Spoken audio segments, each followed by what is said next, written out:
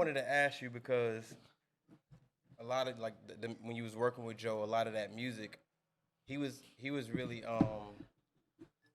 talking to a lot of people who were like going through depression and stuff like that. So I imagine he was going through depression when making some of this music, and you were right there with him. Did you get to see like this guy going through all this depression, still in the studio making music? Was it? Did he? No, it wasn't like that. No, because I won't say he was masking, but he 100% was in there for like we working and we joked a lot. Like the very first time we had some great fucking times in them studio sessions. Making Move Music 3, funny as fuck. Push Up on Demands, Truth or Dare shit. That is crazy. Going when to you hear that, when you hear Move Music 3 and I mean, it just feels That's like the best one because he made through something. when he made music 3. I think it's 3.5 before he went to 4. You know what I'm saying? I caught on because. Yeah, it was. Like I said, bro, he made some magic, bro. It was He was getting me through a lot. It was a family feel, even though I don't think we all considered each other. There were people in there 100% that were family, but I didn't feel like anybody in there was family at that point. But I did feel like these are some dope people that I'm able to, when I'm going through my own stresses, I can go let off all that steam somewhere else and then come in here and work and do some real shit. And I'm gonna be honest, working with him and working with Kiss, their subject matter made me a better writer because there were subjects and topics that Joe was talking about on songs that I would have never thought I would have been talking about or writing about or trying to find. How do I make a hook about? You gave Kiss a hell of a hook, man. Oh my God, Which bro. one?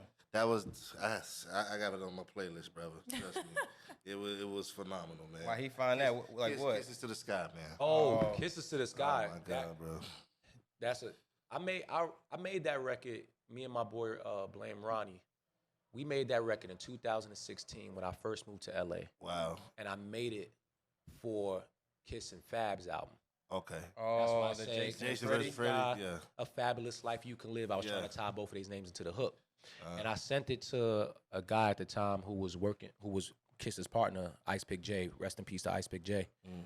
And I didn't know at the time that he was sick of going through what I was going through. So it never got to Kiss at that moment. Years later, Kiss's engineer hits me like, yo, we doing the Kiss album. I need you on a joint. Set me a beat. I did the hook for the beat. And I said, yo, you know what? Let me send this also with it just in case they want some other options. Right. And they didn't even use the other joint. He's like, yo, we going with this. And it was funny. We was in the studio. Me and my boy Ronnie was talking like, yo, you know what'd be crazy? It'd be crazy if they put Ross on that. Ray Ross. It was like, yeah, that'd be fire because the beat 100% got that Ross feel.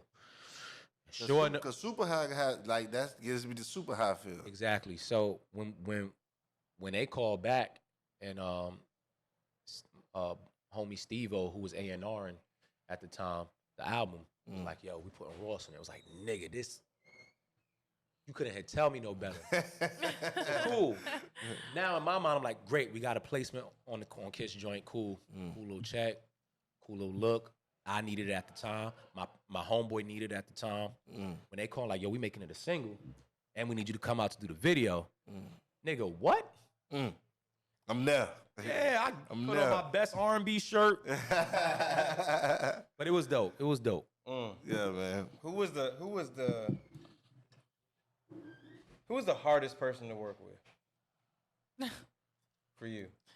Most, if you're able to say that. I don't have nobody that I could say. I don't have nobody I could say. Who was the easiest? At a certain point, you know what? I'm gonna say Joe for both reasons, right? In the beginning, it was hard because of, like I said, the subject matter he wanted to talk about was things that I wasn't really showcasing and sharing. Like relationships and No, like the mental health stuff, right? Things like that. I wasn't really putting that in music. I was just talking about bedroom shit, right? So to have to go from that to that was like hard in the beginning, and then we got to a certain point where it was like, oh, I already know what we on today, nigga. Like, so he would be the person that challenged me the most, and then once we got into the flow, it was like, right, we rocking. That's fire. We know you do pod. And we know you did music. Is there anything else you're working on right now? I want to focus. I'll be honest with you. I'm enjoying this podcast and shit. Like really, yeah. That's dope. Yeah, you built for it too. I love this shit. Yeah, because your cuts in to the pod be funny as shit, yo. You, Ice, and all y'all be going Yeah, at it. I love it. I love it, and I love the fact that I'm able to do it with the people I'm doing it with.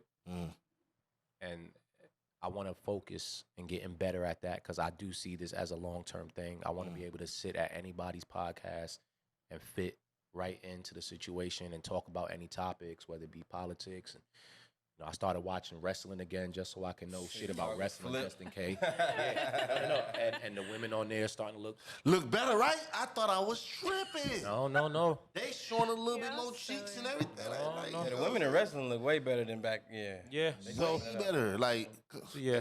But you know they starting to sign like models. Actual models to wrestle now. Like Jade Cargill was a model. Is it real wrestling though? Because you know they have like the you can't say real. Ric Flair come in here and drop kick you. My bad. No. I think what they're doing is they're taking women who were already in sports realms, whether it be baseball, volleyball, or something. Karate, already had that athletic sense and build. So they're taking them to developmental, building them up. Because at the end of the day, we do want to see some. Yeah, because they cameraman be knowing the angles. I'm like, come on,